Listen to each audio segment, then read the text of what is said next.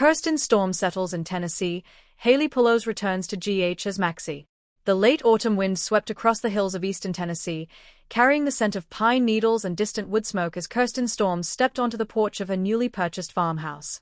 She pulled her sweater tighter around her shoulders, taking in the idyllic quiet that felt like the exact opposite of the non-stop chaos she had lived for decades in Los Angeles. The farmhouse wasn't extravagant.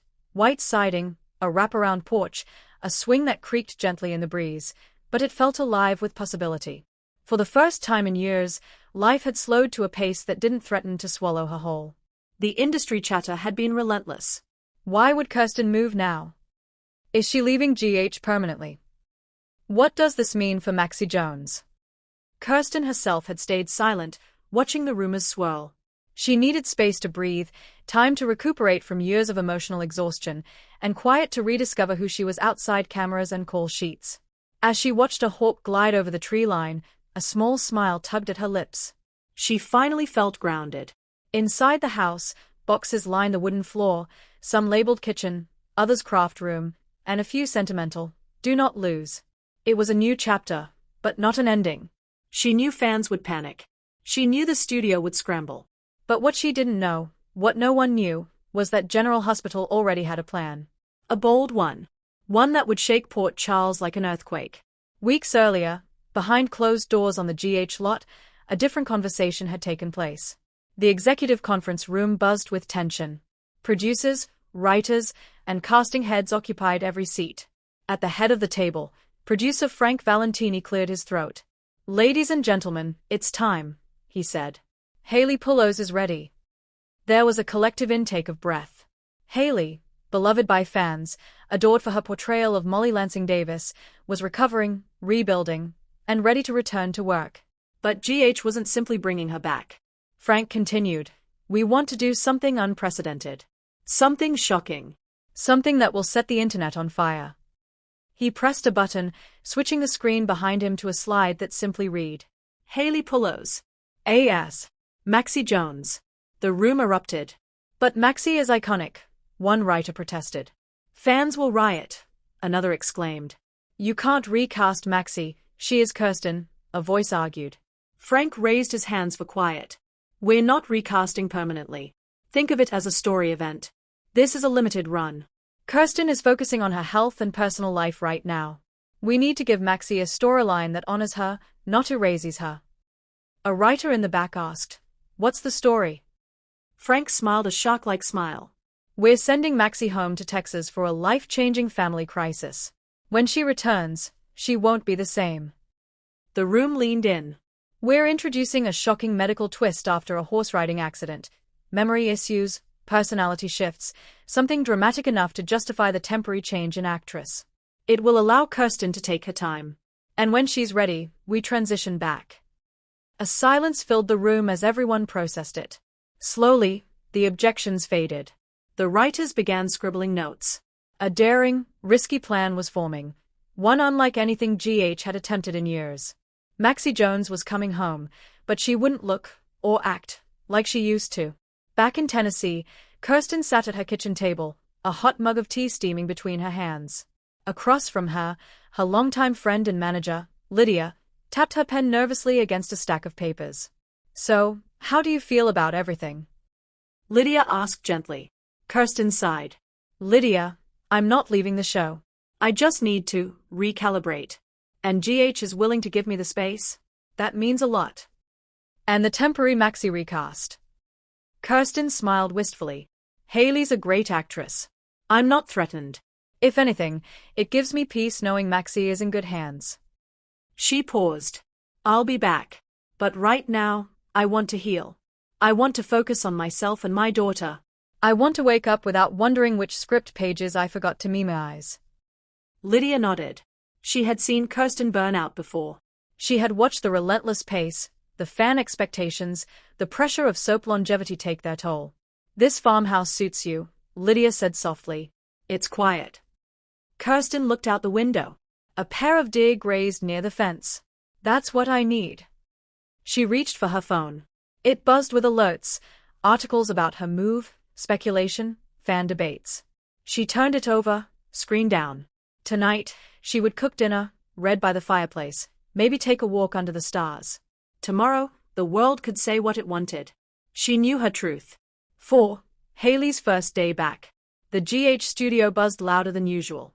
Everyone felt the electricity, the blend of nerves and anticipation that comes with a huge storyline shift.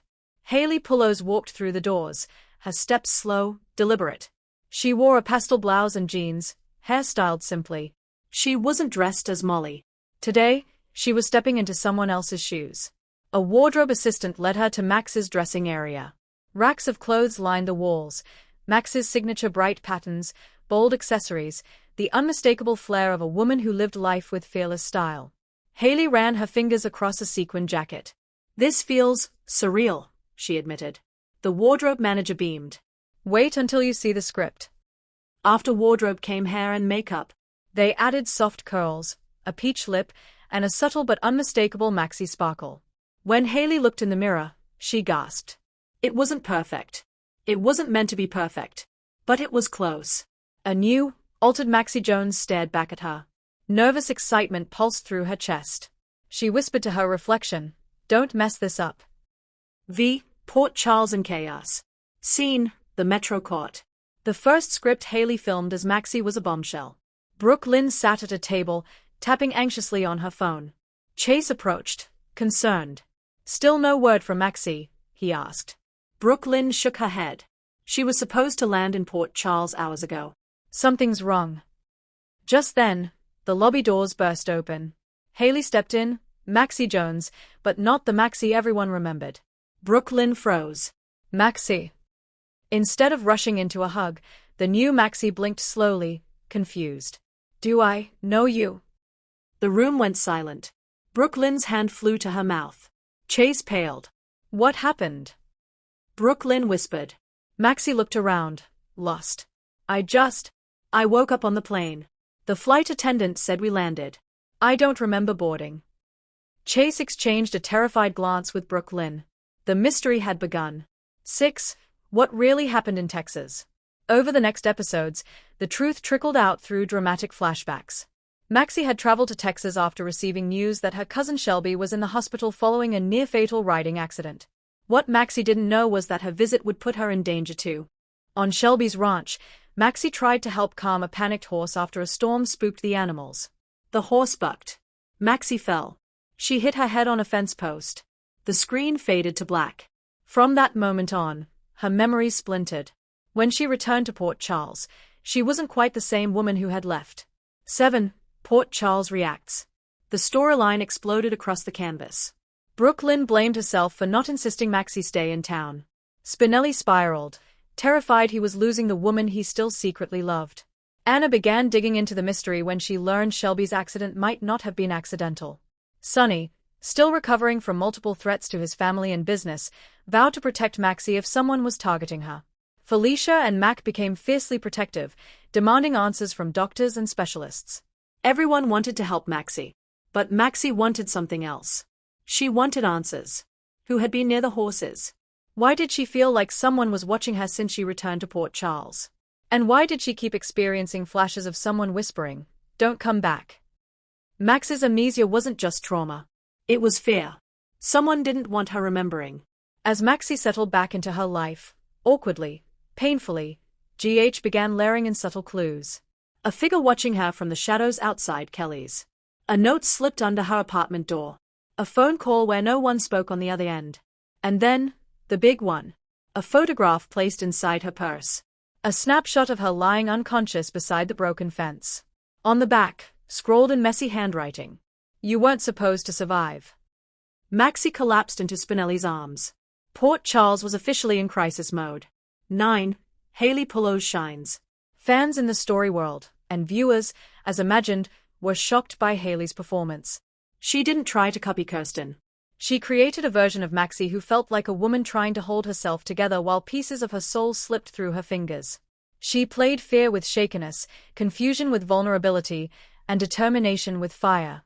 Her chemistry with Spinelli rekindled the Spixie spark in unexpected ways, and her scenes with Brooke Lynn created a new emotional dynamic that felt raw and real.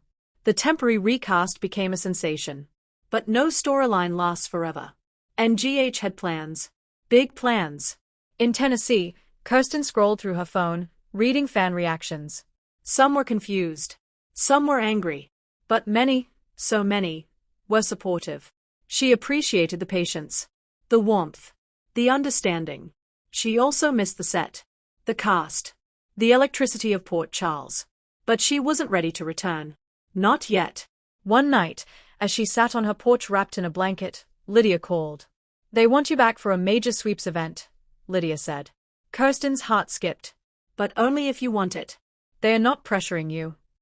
"What's the storyline?" Kirsten asked. Lydia smiled through the phone. "The reveal of Max's attacker. The real Maxie returns, stronger than ever. They want to give you a hero comeback." Kirsten closed her eyes. Maybe it was time. Not tomorrow. Not next week. But soon. Very soon. As Haley's Maxie continued digging into the mystery, the story reached its fever pitch. Anna discovered the traumatic truth. Shelby's accident wasn't an accident. Max's fall wasn't an accident. The stalker in Port Charles wasn't random. It was Nellie's former accomplice, a new villain named Caleb Rourke, who blamed Maxie for derailing his earlier criminal schemes. He wanted revenge. Deadly revenge. He had followed her to Texas, sabotaged the fencing, and returned to Port Charles to finish the job. The reveal exploded during a tense confrontation at the pier, where Caleb cornered Haley's Maxie, whispering, "You were supposed to stay gone." Just as he raised a weapon, a voice thundered, "Get away from my daughter." Max Scorpio tackled Caleb as police sirens wailed. Maxie collapsed, trembling. But something else happened. A flash. A memory. A flood of them. Her brain jolted back into clarity as the trauma resolved. She remembered everything. Her voice broke as she whispered, "I'm Maxie Jones." And then, fade to black. Cue the most dramatic Friday cliffhanger GH had produced in years. The episode opened with Port Charles gathered at the hospital, anxiously awaiting news. Felicia paced. Brooke Lynn held Chase's hand tightly. Spinelli sat with his head in his hands. Anna spoke quietly with doctors. Suddenly, footsteps echoed in the hallway. Everyone turned. And there she was. Kirsten Storms. The real Maxie Jones. Dressed in a simple cardigan and jeans, but glowing with renewed strength, power, and purpose. The hallway fell silent. Spinelli rose slowly. "Maximista?" Kirsten's Maxie smiled softly. "It's me. I'm home." Brooke Lynn burst into tears. Felicia ran into her daughter's arms. Even Anna brushed away a tear. Kirsten delivered her comeback performance with raw emotional honesty, trembling, overwhelmed, relieved. Spinelli finally whispered, "I thought I lost you." Maxie cupped his face. "You never will." The screen faded to the iconic GH logo. Fans screamed. The internet exploded. The comeback was legendary. Now that Maxie was back, stronger, wiser, and more determined, GH began crafting new future storylines. Old feelings reignite. The chemistry is undeniable. Port Charles cheers. Using her trauma, insight, and fierce instinct to help other victims. Because while Haley's Maxie was unraveling Caleb's crimes, Kirsten's Maxie uncovered something strange on her own trip, something that hadn't yet been revealed. And GH promised. Max's biggest storyline ever was still ahead. In a surprising twist, GH released a fictionalized in-universe press announcement. Kirsten Storms remains Maxie Jones.